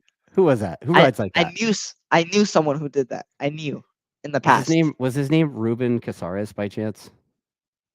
Nah, his name was Kristian Mm. Daniel. Oh, that was you. Yes, You rode that yes, way. You're just like yes. ah, and then throw out the anchor, and then let go of the. Man, because I Okay. mean, I came from kart tracks. Yeah. Like Yeah. Okay. I had in my mind, the earlier you let go of the brakes, the faster you go. Okay. Like the later you brake, the earlier you get off the brakes, and the faster you get on the gas. The Right. fat. I mean, it is true, but I took it onto the extreme because I had no data. So basically, in my first year, that was like a very That was big you. thing. Exactly. That goofball I was Basically, just describing. That was you. Okay. Fair enough. the brakes on, off, gas, nothing else. Just no thinking, just gas all the No time. thinking. I think no thinking was the biggest part of that whole scenario that you're talking about, right? Yes, yes, Right on. yes. That's interesting, man. Okay, so uh you got to ride the ETC bike, right? Yeah, yes. So your new Uh, AGR team, you got to meet the new team and all that, and you said you'd ridden with them before. Was it the same people? um. So obviously that was 2 years ago now. Okay. So the team has been changing over the years. So it's not exactly the same people Okay. as 2 years ago, but there are still quite a lot of guys that I remember from 2 years ago. So I mean, it's almost like uh we just have like a late, like the continuation of the first year, kind of, Uh, Yeah. so yeah, Taking good it comments, aren't was, you? man. Yes, yes. Thanks. It is the industry you didn't know you needed. Um, so yeah, it's man, I feel really good with the team, with the bike. We actually changed tire compound. We're with Pirellis now. Oh yeah. Uh, so that They're the that good it's a tires now. huge change. Woo! Man, I don't. It's just changed, bro. Like I feel like the Bridgestone, they're not, because I rode with Bridgestone before. Okay. They're not, like, compared to Pirelli, they're not that bad. Like they don't have as much grip as Pirelli, but only in the beginning, I'd say. Mm. When they're newer, Pirellis are amazing. They have so much grip. You can have the confidence, so much confidence into corners, out of corners, keeping the corner speed super high. But the thing was, when the tires dropped, you needed to always be on alert for that little movement that always happened at the opening the gas, or maybe being a little bit more on edge braking. And it was just, we're kind of just figuring out the setup kind of for these new Yeah, tires I because was gonna say once you guys figure out the setup on those things, you'll probably have fun. yeah, it's yeah. You got to When we just have figure the out how setup to now, ride man. the wiggle, bro. Like, Yeah, right? exactly. Get on the Yeah, wave, kind of ride the yeah, wave, ride the wave. yeah. It took a while. It took a while for me to get used to the Pirellis too. I mean, I've been with Pirelli now since 2009, right? So yeah, Yeah, you have experience with it. yeah, and yeah, like I before I was on Pirellis, I was on Dunlops for a long time, and then the Dunlop guy kind of pissed me and my buddies off, and we're like, "F you," and we all went to Michelin, which was a whole thing. It was super funny. Whole new story. Yeah, that was a whole nother kind of game to play, really. I mean, those tires were totally not even close. And then, Pirelli had been courting us for a while, and then when Corey Newer took over, it was like no brainer. Like they, they outfitted my fleet of Yamahas with them at an away game that we did, so to Yeah. speak. And we've been with Pirelli ever since. But they do like I like to say ride the wiggle, but I mean, they do move around a little bit more, and then you kind of get used to it, and you're like, oh, well, the tire's not It's not actually that bad. sliding, or you're not losing traction, just the whole It's carcass is kind of sliding. flexing, right? Yeah. Like, Yes. This is actually the thing. This is actually like very funny that you're saying this yeah, because this is the thing that I need to get used to for this season mm, is because so even though it might feel like you're like, man, I don't have any grip. right. It's like, no, you're not losing grip. You have the same amount of grip. You just have to trust the tires and Right. kind of just do the same things as it's just gonna act a little bit Just ride different, the but wiggle, bro. Like I said. yeah, it's not it's not life ending. That's the thing. Right. Yeah. It's not Yeah. life ending like you run out of like you're it's not like you're on 100 lap Bridgestone or 100 lap Dunlop tires where Right. you know you can't do any more laps on them. Right. Did you notice that on the Pirelli front though? What do you think of the front? Man, I have a Dude. lot of confidence on it. Like there's Yeah. no chatter. So on the Bridgestone there's a lot of chatter, but because there's a lot of traction. Yeah. Now with the Pirellis there's a lot of traction, but way less chatter. Right. So I can just get that baby turned in. Like it Yeah. just And the feels front, really good. the front is like it doesn't it last forever? It Doesn't it like does. right? So the back goes out maybe 20 laps. I have 20 laps and the tires are done. The front, on the other hand, I feel like I could keep the front and we have no problem for a Yeah. whole day. We joke that we change our Pirelli fronts when we're sick of looking at them. Basically, I mean, Right? it's a looking problem then at that point. Right. So my dad said, ride the wiggle. We need to ride the wiggle T-shirt. Yeah, yeah. Maybe we'll get Make a that shirt. Christian Daniels Ride the Wiggle t-shirt. That I'll that work should be on my that, new man. motto. I'll work on that. That's That'd be cool. That'd hilarious. be cool. That'd be cool. Ride the wiggle. I think Yeah. that's the new motto. Yeah. Hey, so over the years we've kind of shared a couple of sponsors. I don't think you're with them anymore, but Mithos. Hey, do you recognize this weirdo? It's very very nostalgic. I feel like I know him. I Mhm. feel like I know him. It's like looking in a mirror, right? Kinda? Yes, yeah. Uh-huh. But a younger mirror. So actually, a funny thing about that is that photo of me Yeah. was when I was in AGR. Oh, really? Okay. Yes, yes, Yeah, yeah. Mithos been helping out a lot of riders for quite a while, I Um, was because I was with Mythos since the beginning of 2020 yeah, uh until 2023, like end of 2023, beginning of 2024. And I just remember seeing like them. I was super proud of them because they started growing in America a lot. Like I feel like now, I mean, you have a Mythos suit in the back. bro, You know? I'm one of the guys that brought Mithos to America, so, like, yeah, It pretty for stoked on me, that. I was yeah because I mean I had a lot of support from them and it was amazing like kind of combo for the suit. It's always it's always been Yeah, comfortable obviously. Uh, with the so Tech I Air. feel like yes, Yeah, man, I was so happy uh that it could like be combined with Alpenstar Tech yeah. Air because that was just like I knew a lot of suit brands that they didn't go with Alpine Star the good airbag and that was like I mean, you've seen some of the airbags that are, like, out of the suit, like a life yeah preserver vest, right? like Like, yeah it's like a has, like, a vest you put tether. on and then you put on the suit so Yeah, I've seen those and those are a bit yeah, they're a yeah, bit yeah, sus, yes right? yes good word for it good word for it Right, yeah. And then what else you got going on? I've seen you're rocking that Kabuto? yeah Kabuto. Okay, what is Kabuto? Is it like So a tractor company or something? Truck driving no, they're not school? a they're not any of those things. They're actually a suit brand. My suit brand. My helmet brand. Helmet That brand. that I've been rocking for 4 years now. Oh, okay. Uh, so from the beginning, kind of. So like when I started using Mythos, I also started using Kabuto.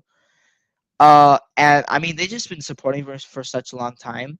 and I feel like it's kind of the same. I mean, you might not not a lot of people know, but Kabuto's just been growing so much over the years.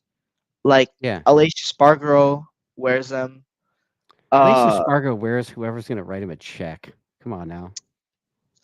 but still, Kabuto's still in MotoGP. It's still in Oh, MotoGP. yeah. Yeah, I mean, I'm just saying, like, a year ago, he was riding KYTs, Yeah, true. That is true. right? That is true. Yeah. Do you, But when you're picking a helmet, what are you looking for when you're picking a helmet? Do you look at the support uh you're gonna get from it, or are you looking at, the FIM standard? I mean, you wanna wear an FIM helmet, right? Like, so yes, yes, obviously. So kind of what I'm looking for is obviously a helmet that is kind of like known. Like I have no problem with the helmet that's like not maybe let's say like global. I don't have a right, problem with that. But I mean for a certain level, so then I don't have problems with bigger right, categories. Like right. ETC, we already have to start like, you have to it has to be signed and all that stuff. It has to be like Yeah, official, has to go through yeah, tests, yeah. etc., etc. Uh FIM, right? It has to be FIM, right? exactly. So Yeah. I feel like for me, if it passes FIM, like the safety, Oh, then 100%. Yeah, I mean, the style, yeah, I like the style, but that's not the thing I go off of. Like, I wouldn't say no. Like, if Kabuto came to me and I wasn't wearing them, and they were like, "Yo, do you want to wear a helmet?" and I didn't like the style, I wouldn't say no. I don't want it. You know, right. like Yeah. for me, Dude, if there's some it's helmet brands mostly that their styles are pretty boring. Like, their paint schemes are like, "Bro," yeah, right? yeah. But Yeah, I'm I not feel gonna like for mention any Kabuto, names. Shooey. yeah, those they're all right. They're all right. They're They're not alright, the but they're best. just it's They're not like, the best. there's some brands that are, like, really out there, and then there's some brands that are, like, super duper conservative, like, almost to the on the verge of being boring Exactly. Like design-wise, paint Shoei, scheme-wise. yes, I feel like Shoei gets carried by Mark Marquez. Well, because they don't Like have any more budget to do anything else, because he gets it all. So, you know, basically. I I mean, there mean, are rising stars. So as a consumer that goes out and buys a helmet, do I really want a helmet that says number 93 on it? every single time, No, I no. don't think so. Me Yeah. either. I like that he's been I mean, the dude crashes a shitload, so, like, they gotta have the safety, like, you know, like, up there. In But, yeah, yeah, like, how many 93 design helmets are they gonna go through on before they realize Shoei. nobody wants them? Customers, I 'cause mean, all I their feel like other there's no. designs are pretty stock, like, you know Yeah, I bet exactly. Aside from the Mark Marquez designs and Shoei, I feel like there's no real other like designs. Right. I think Arai is a little bit better from that perspective. I mean, I'm saying Shui and Arai because those are the 2 biggest here in the States. But I mean, we're running the KYT stuff, and it took me quite a bit of an undertaking to even go there because it's like, you here in the States, it's like if it's not Arai or Shui, it's like, what are you even doing, right? So to Yeah, change that perception, and I looked at it, had a bunch of phone calls to people, and I'm looking and I'm like, dude, if these KYT things are good enough for a bunch of dudes at MotoGP, then a bunch of track day weirdos are probably fine, honestly, yeah. right? Yeah, No, FIM but certified, you know? I feel like for me, like uh I would prefer like a smaller helmet brand Oh, support me okay. because of like the potential of support. Yeah, Because I mean, if obviously we all know if you're sponsored by Shoei, that's where you're but at you're right not, now. But if somebody wrote you a big check, you'd be stoked, right? I like Shut I like up. uh, man, I like going from the bottom with like smaller but like good connections. Okay, I feel you. Like uh I obviously like you said, it's now. It's Right. not when the big check's in front of my hand, You're in right. front of my face. Yeah. But I feel like I'd keep true to my word. I mean, that like there are big checks out there, and money's a big part of racing, as all Yes. racers know. Like Yeah. it's not free. It's not free at all. No. But like just the amount of like love and support like usually smaller brands give you Yeah. instead of bigger brands. Like imagine this: you're sponsored by Shoei, right? But you're not the number one star. What happens? You don't get treated like the number. You get like the B stuff basically, like Right. the B rider stuff. And I feel like that's when like smaller brands come into play is they treat you like their S rider. Like they treat you Right. like you're their only priority basically. Right. Yeah, And I feel like like back in the day, right? Like back in the day when Rossi was racing, like anybody that ran Dainese stuff was like second tier, even if they were exactly winning, you know? it didn't matter. Rossi Yeah. Rossi owned everything. Rossi owned Yeah. Dainese.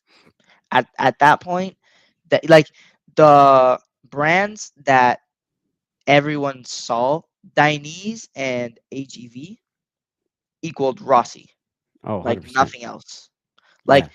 you think of Dainese, you think of Rossi. You think of Yeah. AGV, you also think of Rossi. Yeah. Like there's no one else. You wouldn't think, oh, Franco Bagnaia, AGV, or if Rossi was still in MotoGP, you wouldn't think, oh, Danny Holgado, AGV, and Dainese. You know, like Right. there's. That I makes feel sense. like, yeah, I feel like from me, from like I said, the check's not in my face Yeah. right now, but my opinion right now would be I prefer to be like the A writer than being the B writer of a bigger company. That's fair enough. That's fair enough. And then, you know what? Am I wrong in thinking that you're getting a little bit of help this year on your rookies thing with a local lawyer here in Southern California? Yep. Better call Sai. Better call you. S So you're saying you better call Cy? Is that what you're saying? better call Sai. Better Yeah. call. You Yeah, gotta call him. that dude's been Riders involved in law. racing for a long time. So yeah, Writer's Law, right? Writer's Law Yep. Racing. Riders.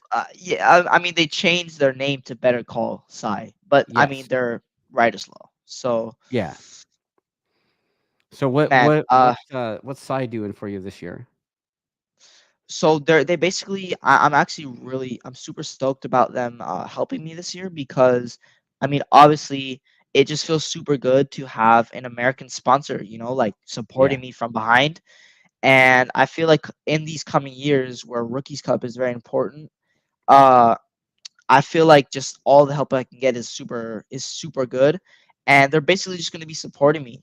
Like Okay. from kind of every point of view in like for the Rookies Cup, and also a little bit kind of just like for my career, kind of.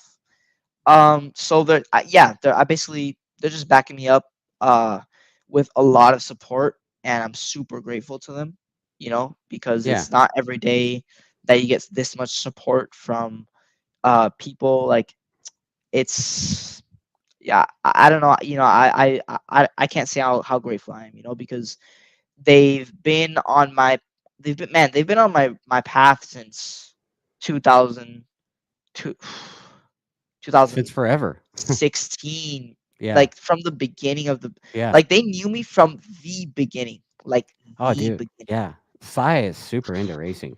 I mean, Man, when I was before I pulled the trigger to start a race series, like I legit had a impromptu meeting with him at Laguna at a campfire with Pete Pham. And I was like, "Look, man, man, this is what I'm thinking of doing." And he's like, "Man, that's a great idea.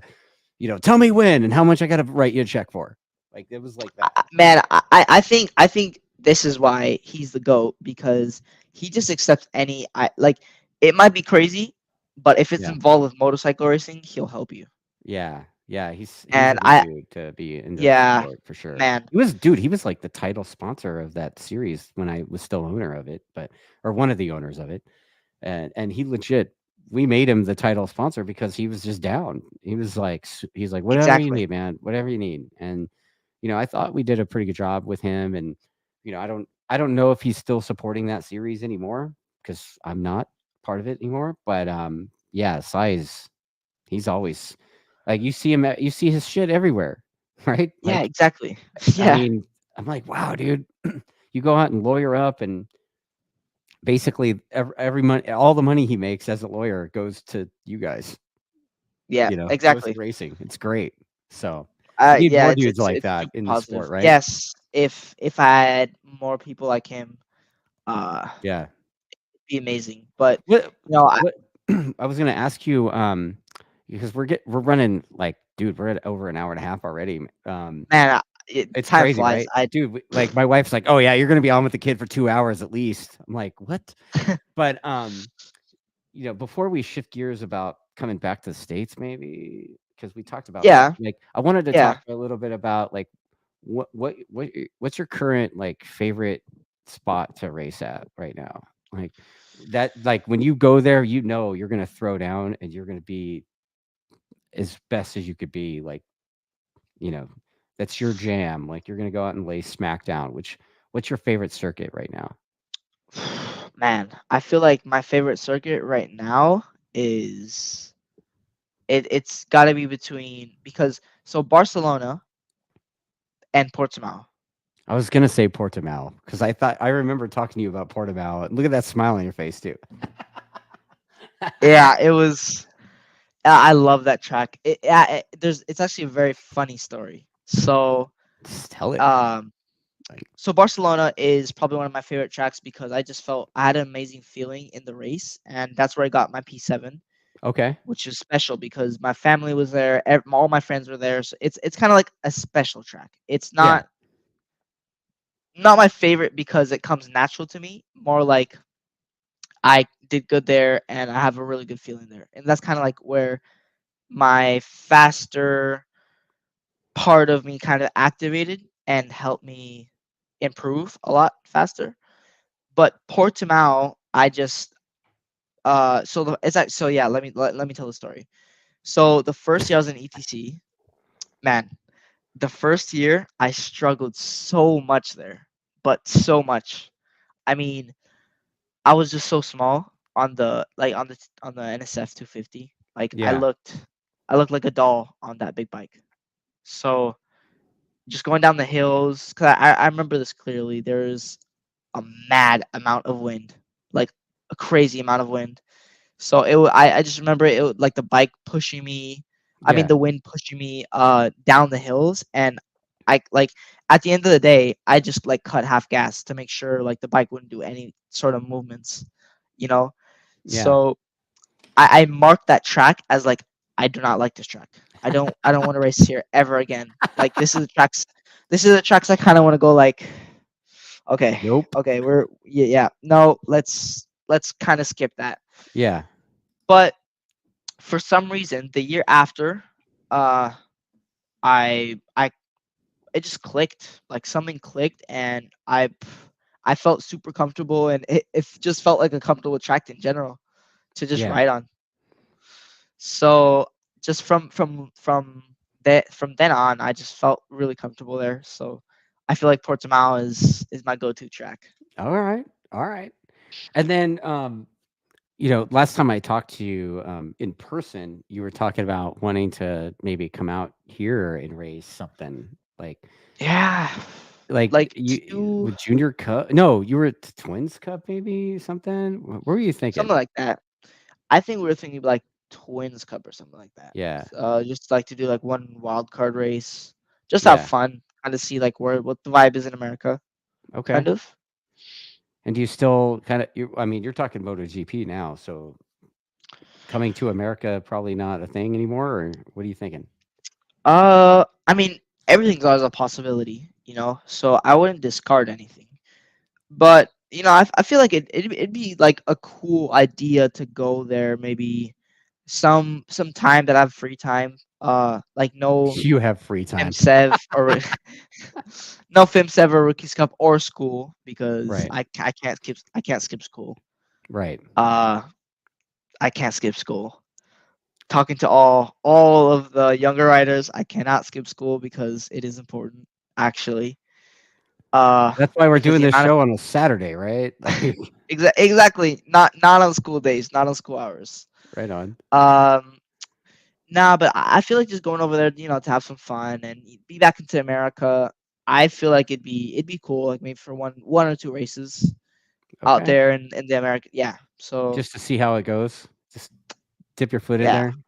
Okay. yeah, All right. Well, you know what, man? I mean, we have so much like bicycling. Like we were talking about bicycling stuff. Like, give yeah. me your bicycling thing before we wrap this thing, because like we talked about that. Like I'm a bicycle moron over here. Like that's basically all I do anymore. Um, you got into the road bike thing, and we were talking a week ago, and it's like Jorge Martin, right? Like Jorge Martin goes out and like finishes top 20 in a motorbike race. Like, what's your cycling game like now? Like, you're just kind of getting into it, right? Yeah, I'm just starting to get into it. I think I'd say like my official of Debut. debut of cycling would be like maybe a month ago. I started like Okay. actually cycling a lot and doing all that stuff. So, man, I've been like struggling with cycling. It's Really? difficult. It's real difficult. I love it. I What, do you like I think it feel was like gonna be easy? I feel like it's gonna be hard, but in a different way. Okay. It's like a different type of hard. It's not like you can mentally prepare yourself before for the pain you're gonna feel while Yeah. cycling. Like The nothing can suffering. prepare you. Yes, you need to go through that to be prepared for it. What's the I what's the feel like. longest ride you've been on so far?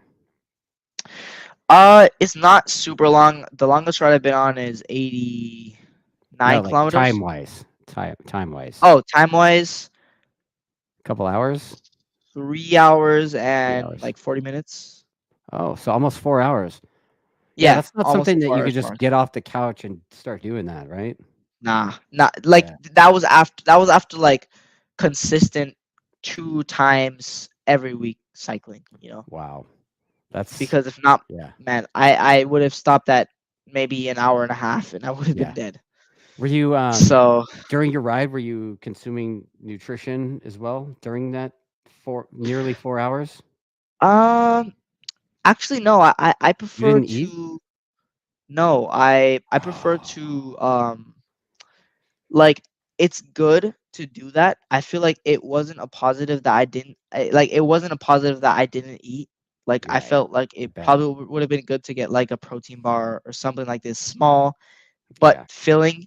But I kind of wanted to do that to see like where my level was because I ate I ate a pretty good breakfast. Okay. I ate, oatmeal, which is super filling, and a banana, which I feel like that should be good, more or less. But it, uh, Talking to the I, cyclist guy, right? yeah. Well, now when I finished that cycle, I was like, man, I need to eat anything that I see. Like I'm Yeah. so hungry right Yeah. now. Yeah. So My cycling coach guy Nate, he says that when you ride like that and you burn everything you got, basically at that point you're Mr. Fusion.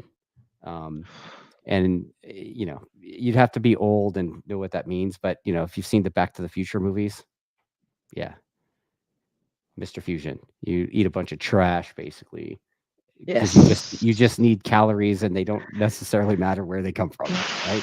It doesn't matter. It doesn't matter anything I see. It's like Yeah. the first thing I saw in the house, I grabbed it and I ate it. Like So no gel packs, nothing. Yeah, no, bro. but Like it's all about the gel packs, dude.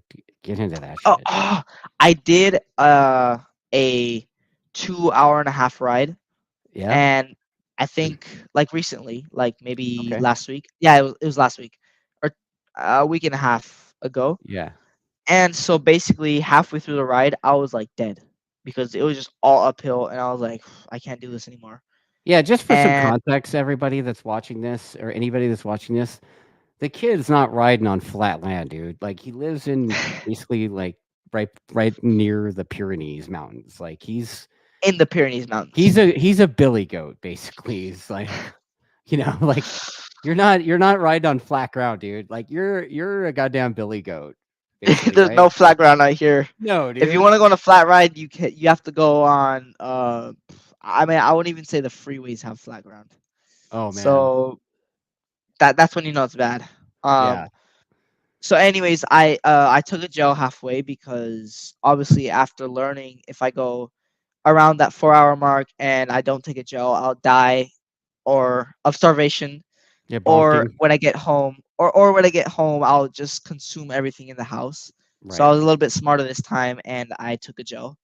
Okay. So after I took the gel, my legs felt so like brand I- new. Isn't that That something? fe- but because it's not like you actually feel it. Like you still feel like you're suffering, but then you Yeah. look at your average pace and you're like, "Huh, Hmm. that's weird. Yeah. It's going up. Yeah. It's going up." But I mean, I didn't feel the change. It just happened kind of. Like your Yeah. legs kind of like work by itself, and to put in the same work just at a higher limit. Like your limit was it got up, it went a little bit higher. Yeah. So Okay. I was a little bit So smarter that time. let's wrap this thing up. But like, let's talk about your next couple of races. When are you racing again? When's your next race? So my next race is in 2 weeks. Okay. It's the Junior GP. Okay. In Misano. Oh, you're going to So Misano. Look at you. yeah, Italy, You Italy, stoked? Italy. Yes, man. It's the first time I've ever been to Italy, so I'm super stoked Okay. about that. Um, And that's but ETC stuff, right? And then yes, when's the Rookies first Cup Rookies Cup? is the next week after that. Oh, wow. So Misano, then we go straight to Jerez. We go to Okay. Jerez.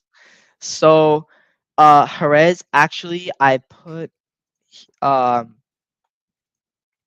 the link, so you can put the link Oh, at the you put it bottom. in the chat? Yes, in the private chat, in the private chat. Oh, okay. Yeah, yeah, Yeah. yeah. So Let me look uh that up.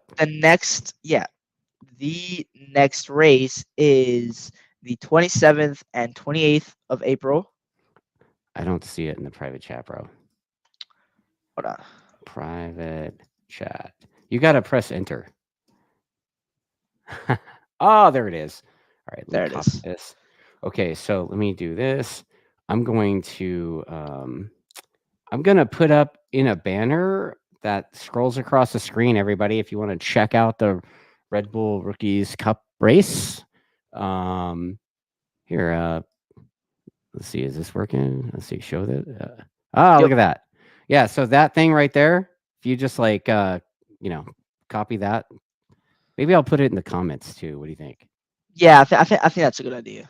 So Yeah, everyone can yeah. they can So yeah. man, so how many ETC rounds are you getting? Well, I mean Like how many rounds of racing do you rounds. have? So ETC I have 8 rounds in total, Okay, and then and then rookies. Rookies Cup I have 8 rounds as well, or seven. Holy shit, 8 or 7. So I have almost a full MotoGP season. that's awesome. That's awesome. Well, you know what? It's been a great chat, Christian, and I man, feel the we'll same. definitely be rooting for you out here in the States, buddy. And Thanks, dude, man. whoop that ass, dude. Roll the I sleeves hope up. so. I, I hope Smackdown. I hope this year I can whoop some European ass. There you go. I'm too anxious to always be sitting behind it's always one European or another. So this year I need to stop the European streak somehow. Yeah, man. So Get it, yeah, dude. this year it's the year I feel like.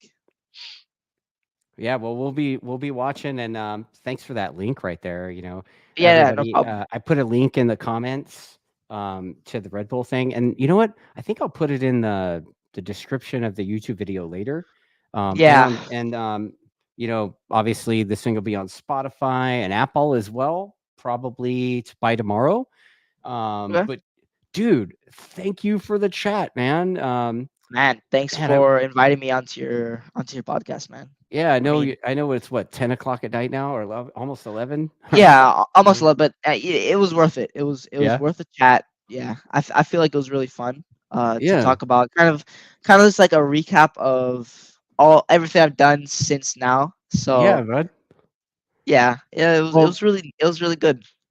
well, dude. Again, wish you the best of luck. It's been a good chat, and I guess I'll catch you at the races. Yeah. Yeah, man. Catch you at the All right, races. all right, buddy. All right. All right. So I'm